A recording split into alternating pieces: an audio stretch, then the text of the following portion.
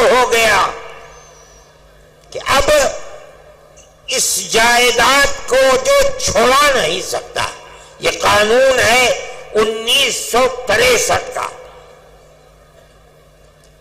لیکن جو پرانا وقف بورڈ تھا اس کے اندر یہ بات تھی کہ اگر یہ جائیداد وقف جائیداد ہے تو وقف بورڈ اس کو چھوڑا سکتا ہے۔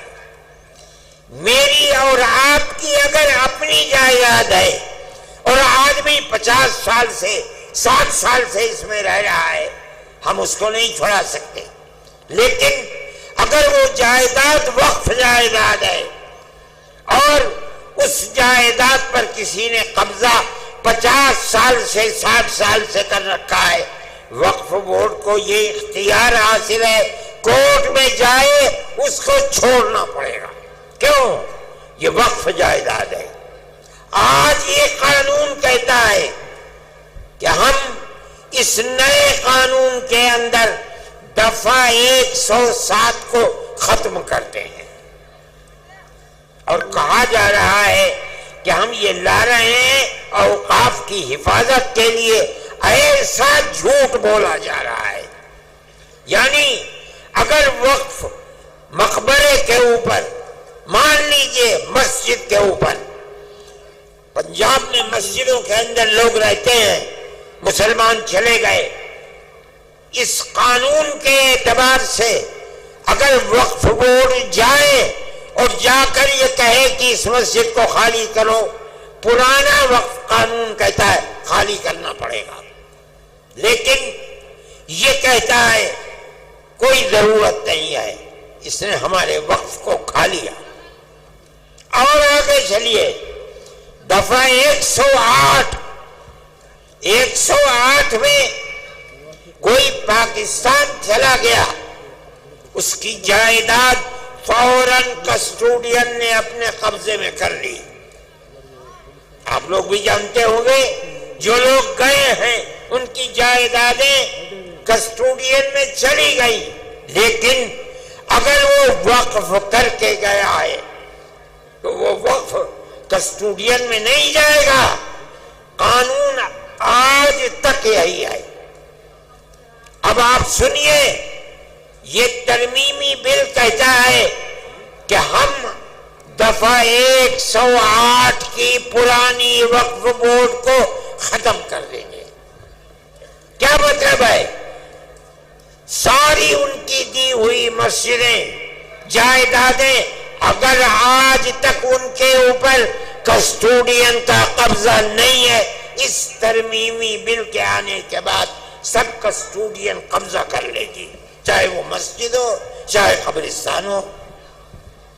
میرے بھائی، میں یہ آپ کو اس لیے بتا رہا ہوں کہ اگر آپ کے صوبے سے اس کی تائید ہوتی ہے تو اس کا مطلب یہ ہے کہ وہ زمینیں، وہ مقبرے، وہ درگاہیں جو آج تک وقف کے اندر داخل تھیں، اب وہ وقف سے نکل جائیں گی۔ ہم اسی بنیاد پر کہتے ہیں، آپ حضرات کی یہ آواز جو آج اس میدان سے ابھر رہی ہے، انہی بنیادوں کے اوپر ہم کہتے ہیں کہ وہ آواز اس وقف کے ترمیمی بل 2024 کے خلاف یہ آواز اٹھنی چاہیے۔ جمعیت علماء ہند، میں نے آپ سے کہا تھا کہ ایک مذہبی جماعت ہے، ہمارا سیاست سے کوئی تعلق نہیں ہے۔ ہم آپ کی گورنمنٹ سے، صوبائی گورنمنٹ سے یہ کہتے ہیں کہ مسلمان، پورے ملک کا مسلمان یہ سمجھتا ہے کہ یہ وقف ترمیمی بل مسلمانوں کے اوقاف کو برباد کرنے کے لیے، ہڑپ کرنے کے لیے، جو چند مثالیں میں نے آپ کو بتائی ہیں، یہ تو 3 صفحے ہیں ہمارے، آپ اس کے خلاف اپنی رائے کو متحد کریں۔ میں یہ سمجھتا ہوں کہ آپ کے اس جم غفیر کے جمع جانے کے نتیجے میں یقیناً یہ آواز ارباب اقتدار کے کانوں تک پہنچے گی انشاءاللہ، اور یہ بات ہوگی کہ بی جے پی گورنمنٹ کے اس مسلمانوں کی جائیداد کو آگ لگانے اور کھانے والے بل کی مخالفت کی جائے گی۔ جمعیت علماء ہند آج کے وہ حالات جو اس دنیا کے اندر ہیں یا ملک کے اندر ہیں ان کو بڑے گہرے طریقے پر دیکھتی ہے۔ ملک کے اندر جو بات چیت چل رہی ہے فرقہ پرستی کی، چاہے وہ مکانوں کے اوپر بلڈوزر چلنے کی بات ہو یا آسام کے اندر مسلمانوں کو ملک کے اندر رہنے کے حق سے محروم کرنے کی ہو یا مسلمانوں کے مدرسوں کو بے بالو پر کرنے کی ہو، جمعیت علماء ہند ان تمام چیزوں کی مخالفت کرتی ہے۔ اسی طرح ہم فلسطین کے مسئلے کو اگرچہ ہمارے ملک کے پرائم منسٹر نے پہلے دن یہ بات کہی تھی کہ فلسطین کے لوگ دہشت گرد ہیں، میں نے اس وقت یہ بات اخبارات میں دی تھی اور میڈیا کے اندر دی تھی کہ مجھے افسوس ہے کہ ارباب اقتدار یہ نہیں جانتے کہ مسئلہ کیا ہے۔ مسئلہ تو صرف اتنا ہے کہ اسرائیل کو یورپ اور امریکہ نے خلافت اسلامیہ ترکیہ کو توڑ کر اسرائیل کو جنم دیا، بیت المقدس اس میں نہیں تھا۔ اس کے بعد امریکہ یورپ نے مل کر اسرائیل میں اپنی فوجیں بھیج کر فلسطین کے اوپر قبضہ کیا، بیت المقدس پر قبضہ کیا، ہزاروں آدمی مارے گئے، بیت المقدس پر قبضہ کیا، فلسطین کو اپنا غلام بنا لیا۔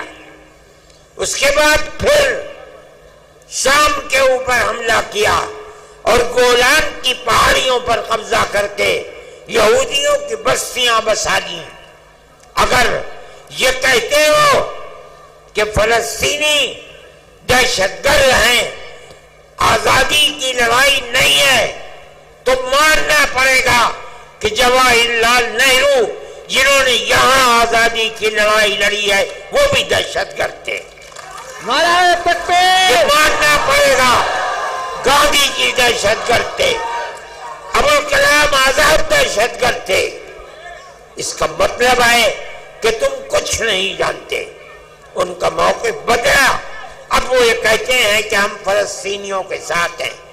ہم یہ سمجھتے ہیں کہ جو کچھ اسرائیل کر رہا ہے وہ تنہا اسرائیل نہیں ہے، پورے امریکہ کی طاقت، امریکہ کے اسلحے، امریکہ کے بمبار طیارے، سب کچھ اسرائیل کے ساتھ ہیں، اور مسلمان بچوں کو، عورتوں کو، بوڑھوں کو، جوانوں کو مارا جا رہا ہے، اور ان کو بھوک کی تپش کے اندر ان کی جان نکالی جا رہی ہے۔ ہم اس کے مخالف ہیں۔ ہم یہ سمجھتے ہیں کہ جو دنیا کے اندر ہو رہا ہے دنیا مخالفت کر رہی ہے، وہ اسرائیل کو ظالم سمجھتی ہے، لیکن اس کے باوجود بھی اسرائیل کا معاملہ تھمنے کو نہیں آ رہا ہے۔ ہم مخالف ہیں۔ دنیا میں سب کو جینے کا حق ہے، اسی طریقے سے فلسطینیوں کو بھی جینے کا حق ہے۔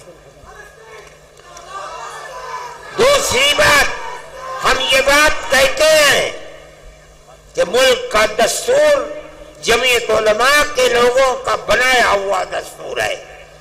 مولانا ابوالکلام آزاد، مفتی کفایت اللہ، مولانا حسین احمد مدنی، مولانا حسرت موہانی یہ وہ لوگ ہیں جو ہندوستان کے دستور کو بنانے کے اندر شریک ہیں.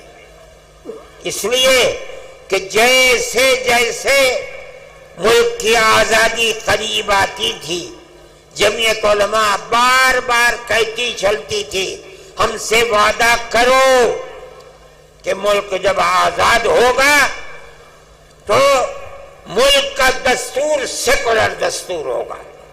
گاندھی جی، موتی لال نہرو، جواہر لال نہرو، گووند بلبھ پنت، لوگ وعدہ کرتے چلتے تھے پوری کانگریس کہ ملک کا دستور سیکولر دستور ہوگا. وہ دستور کی دفعات جن کے اندر مذہب کو زندہ رکھنے اور زندگی کے ساتھ ضمانت دی گئی ہے، مولانا ابوالکلام آزاد، حسرت موہانی، مفتی کفایت اللہ کی بنائی ہوئی دفعات ہیں. آج ان دفعات کو یہ کہا جا رہا ہے کہ یہ دفعات بڑھائی ہوئی دفعات ہیں، کسی کو کچھ پتہ نہیں ہے. آج جو لوگ اقتدار پر ہیں انہیں پتہ نہیں کہ ملک کی آزادی میں قربانی کنہوں نے دی ہے، ملک کا دستور کیا کہہ رہا ہے، انہیں کسی چیز کا پتہ نہیں. مجھے حیرت ہوئی جس دن پٹنے میں ہمارا جلسہ تھا، مجھے لوگوں نے پرائم منسٹر کا ویڈیو سنایا جس میں پرائم منسٹر یہ کہہ رہے تھے کہ ہندوستان کے دستور کے اندر کہیں وقف کا ذکر نہیں ہے. میں نے اپنے سر کو پیٹا. ملک کا وزیر اعظم یہ کہتا ہے، اس کا مطلب یہ ہے، میں نے کہا کل کو تم کہنے لگو گے کہ ملک کے دستور کے اندر حج کا کوئی ذکر نہیں ہے، پرسوں وہ کہو گے کہ ملک کے دستور میں نماز کا کوئی ذکر نہیں ہے، اگلے دن کہو گے کہ ملک کے دستور میں روزے کا کوئی ذکر نہیں، مسجد کا کوئی ذکر نہیں. ارے اللہ کے بندے، اسلام اور مذہب کی ضمانت ملک کے دستور میں دی گئی ہے، یہ ہمارا مذہب ہے.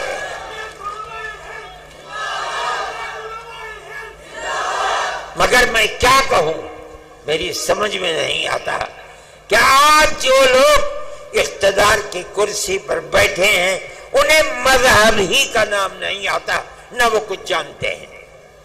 ہمیں ہمارے مذہب کی ضمانت دی گئی ہے. ہم اس ملک میں زندہ ہیں، یہیں مریں گے، یہیں پیدا ہوئے ہیں. اور مولانا ارشد مدنی، ہندوستان، نعرہ تکبیر، آئین ہند. اپنے مذہب کے ساتھ زندہ رہیں گے.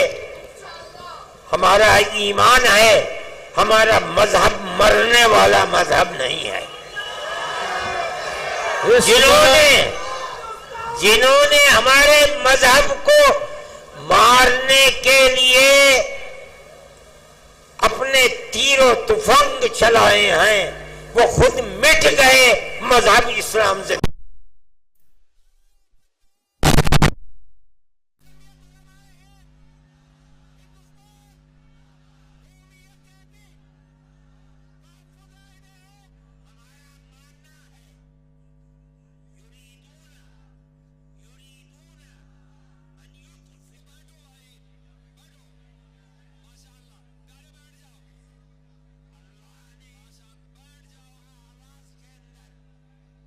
اپنی طرف سے طاقت پیدا کر دی. یہ اللہ کا احسان ہے. اللہ چاہے گا تو وہ ہمارے خاص طور پر اس مذہبی معاملے میں ہماری مدد کرے گا. بلکہ گورنمنٹ اور ملک کی فرقہ پرست ذہنیت مذہب اسلام کو بدلنا چاہتی ہے. ختم کرنا چاہتی ہے، یکساں سول کوڈ کو لانا چاہتی ہے، وہ لوگ انشاءاللہ ناکام و نامراد ہوں گے اور مذہب اسلام انشاءاللہ زندہ رہے گا۔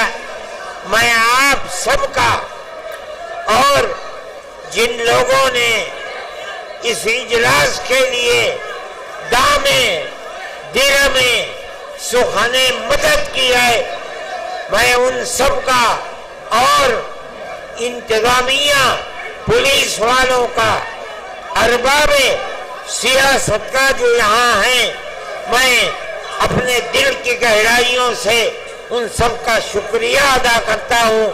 اللہ تعالی آپ حضرات کے آنے کو قبول فرمائے۔ آپ جس طرح خیر و عافیت کے ساتھ آئے ہیں، آمین کہو حضرت، دعا فرما رہے ہیں، خیر و عافیت کے ساتھ دعا ہو رہی ہے، آمین کہو، دعا ہو رہی ہے، سکون سے آمین کہیں۔ جہاں جہاں ہمارے والنٹر اور پولیس والے ہیں وہ اپنا محاذ سنبھال لیں تاکہ مجمع سکون سے نکل جائے۔ حضرت دعا فرما رہے ہیں۔ اللہم انا نشہدک انت آمین اللہ آمین لا الہ الا انت آمین انت الاحد الصمد الذي آمین لم يلد ولم يولد ولم يكن له كفوا احد۔ آمین اللهم صل آمین على سيدنا عبدك ورسولك محمد النبي الأمي وعلى آله وأصحابه وأهل بيته وبارك وسلم كما تحب وترضى عدد ما تحب وترضى۔ آمین اے اللہ ہمارے اس اجتماع کو مقبول فرما لے۔ آمین اے اللہ تمام ہر طرح کی مدد کرنے والوں کی مدد کو قبول آمین فرما لے۔ اللہم آمین۔ جو لوگ دور دور سے آئے ہیں خیر و عافیت کے ساتھ ان کو واپس بھی فرمائیے۔ آمین اے اللہ یہاں کے صدر مولانا غیاث الدین صاحب کی بچی بہت بیمار ہے، اے اللہ اس کو شفا عطا فرما۔ آمین اللہ اے اللہ سب بیماروں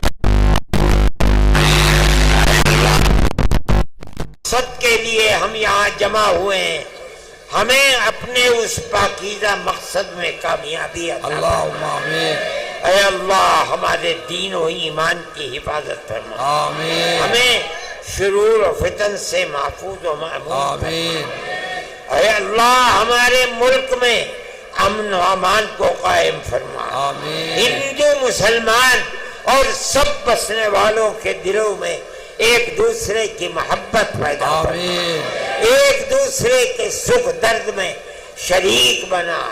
اے پروردگار ہمارے دین کی حفاظت فرما، آمین ساری دنیا میں امن و امان پیدا فرما، آمین مسلمانوں کی حفاظت فرما۔ آمین جو طاقتیں چراغ کو اسلام کے بجھانا چاہتی ہیں اے اللہ انہیں خائب و خاسر فرما، آمین اللہ اسلام کو عزت عطا فرما، آمین شرور و فتن سے مسلمانوں کو محفوظ فرما۔ آمین جنہوں نے پیسہ دے کر کے اور کام کر کے اس اجتماع میں کام کیا ہے اے اللہ قبولیت سے نواز آمین اور شرور و فتن سے محفوظ و آمین محفوظ فرما۔ جن لوگوں نے دعاؤں کے لیے کہا ہے ان کو ان کے مقاصد حسنہ میں کامیابی آمین وصلی اللہ تعالی علی خیر خلقہ سیدنا محمد برحمتک یا رب العالمین۔ بس بچوں اب جو لوگ باہر والنٹر کھڑے ہیں وہ اپنا اپنا مقام سنبھال لیں اور لوگوں کو سکون سے نکلنے دیں۔ میں نے آپ کو پہلے بھی کہا تھا آنے جانے میں کسی قسم کی کوئی پریشانی نہ پیدا کرے۔ ہٹ جاؤ آپ لوگ دھیرے دھیرے نکلیں، باہر کا مجمع پہلے نکلے۔ بہت شکریہ، باہر کا مجمع پہلے نکلے، اسٹیج کی طرف نہ بڑھیں۔ جو لوگ اسٹیج کے دروازوں پہ ہیں وہ اوپر آنے والوں کو روکیں، جو لوگ اسٹیج پہ ہیں وہ دھیرے دھیرے نیچے اتر جائیں۔ یہاں مصافحہ نہ کریں، یہاں کوئی ملاقات نہ کریں، یہاں حضرت سے کسی قسم کی ملاقات نہیں ہوگی۔ جتنے عمائدین قائدین سیاسی رہبران آئے میں سب کا شکریہ ادا کرتا ہوں۔ ایک بات میں نہیں کہوں گا تو میرے دل میں تسلی نہیں ہوگی کہ بہت سے حضرات اسٹیج کے لائق تھے، بلکہ ان کا اعزاز کرنا ہمارا فرض تھا، لیکن کچھ مجبوریاں تھی جس سے ہم نے ان کو اسٹیج پر نہیں دعوت دیا۔ بہت سے حضرات ہیں جن کو نیچے بیٹھایا، یہ ہماری مجبوری تھی۔ اتنا بڑا انتظام کرنا کوئی آسان کام نہیں تھا، مروت اور نظام ایک ساتھ اکٹھا نہیں ہوتا، اس لیے ہم نے جن علماء کرام کو بیٹھایا، جن ذمہ داروں کو جہاں جگہ دیا، آپ نے پورے ایثار پوری فراخ دستی سے قبول کیا، ہم اس کا شکریہ ادا کرتے ہیں۔ ہمارے مہمان جو تمل ناڈو سے آئے ہوئے ہیں، تلنگانہ سے آئے ہوئے ہیں، کرناٹکا سے آئے ہوئے ہیں، 2-4 مہاراشٹر سے آئے ہوئے ہیں، 1-2 خواص گجرات اور بمبئی سے آئے ہوئے ہیں، ہم سب کا شکریہ ادا کرتے ہیں۔ اتنے بڑے مجمع میں اگر وقت پر آپ کے کھانے پینے اور آرام میں کوئی خلل ہو، ہم اس کی معذرت چاہتے ہیں۔ جب کوئی آدمی کسی چیز کو اپنا سمجھتا ہے تو اس کے سوچنے اور کہنے کا طریقہ دوسرا ہوتا ہے۔ یہ پروگرام آپ کا ہے، اپنا ہے۔ میں آپ کے اخلاق کریمانہ سے امید رکھتا ہوں کہ آپ حضرات اپنی ان تکلیفوں پر کچھ محسوس نہیں کریں گے۔